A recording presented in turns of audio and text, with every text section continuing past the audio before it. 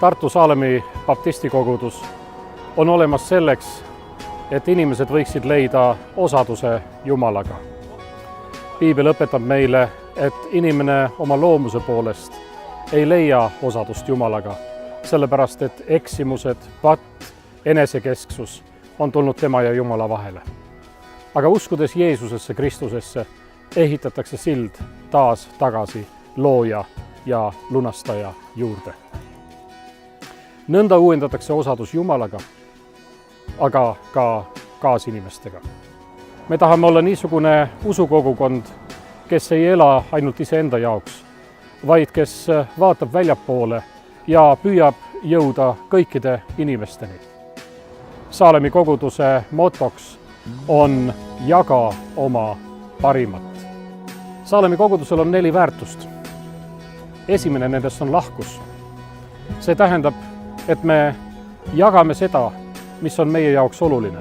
Me jagame evangeeliumit, aga mõnikord osaduses olles me jagame ka toitu, jagame pühakirja õpetust, kogemusi, mida me oleme eluteekonnal saanud. Teine väärtus on avatus. Avatus tähendab õppimisvalmidust. Me usume, et sellel teekonnal on meil veel palju teada saada. Kolmas väärtus on hoolivus.